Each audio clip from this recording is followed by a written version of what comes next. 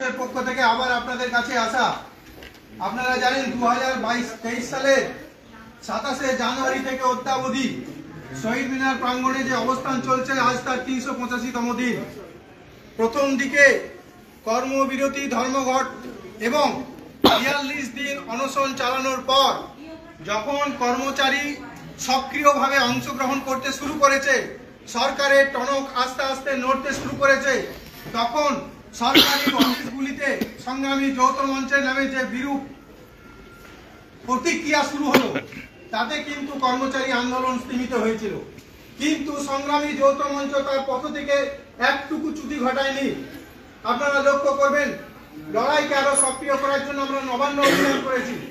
নবান্ন অভিযানের প্রাক্কালে মুখ্যমন্ত্রী বাধ্য হয়ে 4% মহার্ঘ ভাতা ঘোষণা করেছেন।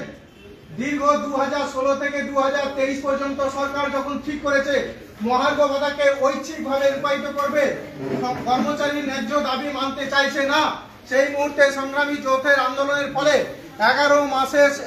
7 মাসের মধ্যে 11% মহার্ঘ ভাতা আদায় করতে আমরা সক্ষম হয়েছি।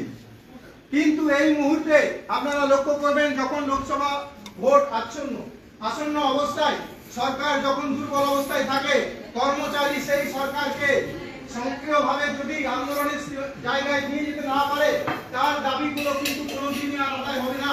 তাই সংগ্রামী যৌথ মঞ্চ ঠিক করেছে আগামী 1 মাস পুরোপুরি আমরা কর্মবিরতি, ধর্মঘট এবং অনশন প্রক্রিয়া যেমন চলছে সেই চলে যেতে থাকবে।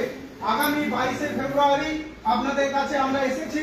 কর্মবিরতির মাধ্যমে সক্রিয়ভাবে সরকারকে বার্তা দিন যে আমাদের দাবি সম্পূর্ণভাবে যদি মেনে নিতে বাধ্য না হয়, আমরা দুদিনের যে ধর্মঘট ডেকেছি 6 এবং 7 মার্চ, তা কিন্তু লাগাতার হয়ে যাবে। এই সরকারকে বার্তা দেওয়ার সেই সময় আপনাদের সক্রিয় সহানুভূতি থাকছে এবং এই আশা রেখে আমরা কিন্তু পরপর দিন কর্মবিরতি এবং ধর্মঘটের দিকে যাচ্ছি সরকারকে চাপ দেওয়ার জন্য। মনে রাখবেন, সরকারি সংগঠন যেগুলো রয়েছে, সরকারের সংগঠন এবং বিরোধী সংগঠন, দীর্ঘ 11 বছর ধরে তারা কোন রকম আন্দোলন করে তুলতে পারেনি। সংগ্রামী যৌথ মঞ্চ যে আন্দোলনের রাস্তায় যাচ্ছে, সেখানে যদি আপনারা সক্রিয় ভূমিকা অংশগ্রহণ না করতে পারেন, এই আন্দোলন কিন্তু দীর্ঘদিন ধরে টেনে নিয়ে যাওয়া সম্ভব নয়। এবং আপনারা মনে রাখবেন, এই আন্দোলন যদি কোন রকম ভাবে যদি উঠে যায়, তাহলে কিন্তু পরবর্তী দিনে নতুন যে কর্মচারী আছেন তাদের ভবিষ্যৎ কিভাবে রূপায়িত হবে, তা কিন্তু আপনাদের আন্দোলনের মাধ্যমে পরিষ্কার হয়ে যাবে।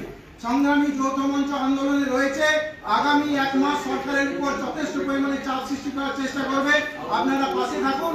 আপনাদেরকে আমরা বলে দিয়ে যাচ্ছি, সরকার কিন্তু আমাদের কাছে নথি স্বীকার করতে বাধ্য হবে এবং সমস্ত দাবিগুলো নিয়ে অবিলম্বে আলোচনায় বসবে। এই সক্রিয় অংশগ্রহণ যদি আপনারা না করেন, ভবিষ্যৎ কিন্তু আস্তে আস্তে অন্ধকারের দিকে যাচ্ছে। আজকে যেভাবে সামাজিক প্রতিক্রিয়া আপনারা সমাজ মাধ্যমে দেখছেন, সরকারি অফিসগুলোতে কিন্তু একই রকম প্রতিক্রিয়া সৃষ্টি হয়েছে। মহার্ঘ ভাতা থেকে শুরু করে সমস্ত রকম প্রমোশন পলিসি কিন্তু আস্তে আস্তে বন্ধ হতে চলেছে, নতুন নিয়োগ বন্ধ। এই মুহূর্তে যদি আপনারা স্তীমিত অবস্থায় থাকেন, সরকারি কর্মচারীর আন্দোলন কিন্তু এক জায়গায় থেকে গিয়ে আস্তে আস্তে বন্ধ হয়ে যাবে। আমরা দাসত্ব অবলম্বন করে নির্দিষ্ট একটা মাইনের ভিত্তিতে কাজ করতে বাধ্য হব। এই সমস্ত কথা মনে রেখে আপনাদের কাছে পুনরায় আহ্বান করছি, আগামী যে কর্মসূচিগুলো আছে সংগ্রামী যৌথ মঞ্চের ব্যানারে এসে অংশগ্রহণ করুন এবং সরকারকে বাধ্য করুন আমাদের দাবি মেনে নিতে। ঠিক আছে। আপনারা দেখলেন সরকারি অফিসটিতে অনেকগুলো চেয়ার ফাঁকা পড়ে রয়েছে, অর্থাৎ দীর্ঘদিন ধরে কোনো নিয়োগ নেই। এই সরকার একজনকে দিয়ে 4 জন 5 জনের কাজ করিয়ে নিচ্ছে, দিয়ে দিচ্ছে না। অতএব এই সরকারের বিরুদ্ধে আমাদের গর্জে উঠতেই হবে নিজের অধিকার রক্ষার দাবিতে। সংগ্রামী যৌথ মঞ্চ জিন্দাবাদ।